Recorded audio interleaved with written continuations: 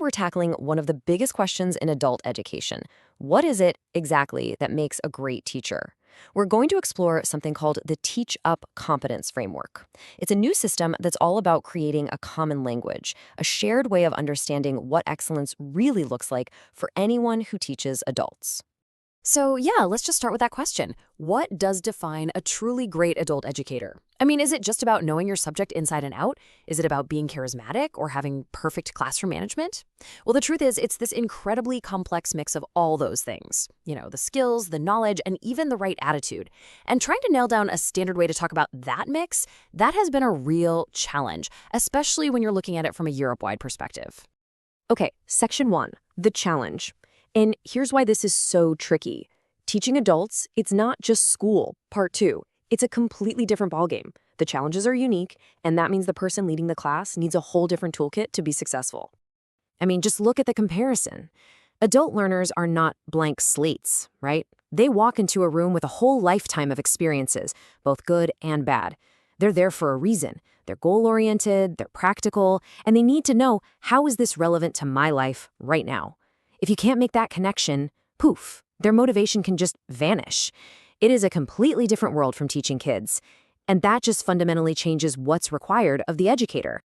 All right, so now we get to the foundation. When you're trying to build something this big, where do you even start? Well, the folks behind the TeachUp framework did something really smart. They didn't try to reinvent the wheel. Instead, they built on a really robust model that was already tried and tested in Germany, a model called GRIDA 2.0. This means it's not just theory, it's grounded in real-world practice. And you can actually see how this thing grew and adapted over time. It kicked off back in 2016 in Germany just to get a handle on what professional skills should look like. But the real game changer happened between 2018 and 2022. That's when they went back and baked in digital skills. And of course, with the pandemic accelerating everything, that wasn't just a nice to have, it was absolutely essential.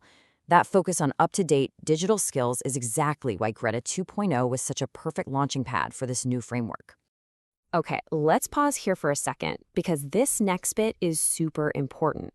We need to get on the same page about what we mean by competence. It's a key word in this whole framework, and it's not just about knowing stuff, and it's not just about having a particular skill. It's the whole shebang. It's the combination of the knowledge, the skills, and the motivation, the will, the social awareness to actually use all of that effectively and responsibly when you're in front of a class. It's the full package.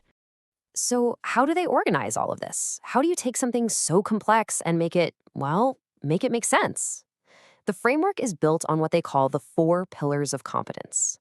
Think of it like a blueprint for excellence. It breaks everything down into 4 big, manageable areas.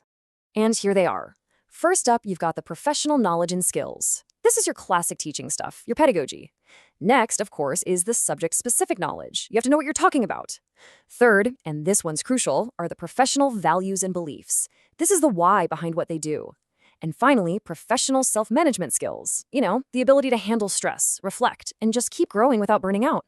Put them all together and you get this fantastic 360-degree view of what it means to be a pro. All right, so we've got these 4 big pillars. That's great. It's a nice structure. But how does this actually work in the real world? I mean, how do you take it from an abstract idea and turn it into something you can actually use for, say, teacher training or professional development? Well, this next part is where it gets really practical. The secret sauce here is something called competence indicators. Seriously, this is what makes the whole thing work. The best way to think about them is as a bridge. They connect a big fuzzy concept, like good group facilitation, to something you can actually see and measure in a classroom. They are the specific, observable behaviors that prove a competence is actually there. Let me show you exactly what I mean with a real example. So you start at the top level, the big aspect, professional knowledge and skills. Okay, then you drill down one level to an area, pedagogy and teaching methods, getting more specific. Then you go even deeper to a facet, group facilitation and management. And finally, you land on a concrete, observable indicator, balances participation so all learners have the opportunity to contribute. See how that works? We went from this giant abstract idea all the way down to a specific action you can actually look for. It's brilliant. And it doesn't stop there. For that one facet, group facilitation, you've got a whole list of these indicators. Things like establishes clear rules for respectful communication or identifies and addresses dominant or passive behaviors. Suddenly, this becomes an incredibly powerful tool. If you're an educator, you can use this as a checklist to see where you need to grow. If you run an institution, this is gold for designing training programs. And if you're a policymaker, this gives you a concrete way to talk about professional standards. It turns vague ideas into a clear roadmap for what excellence actually looks like, right down to using digital tools in an online class. So let's zoom out for a second. Why does any of this matter? What's the big picture here?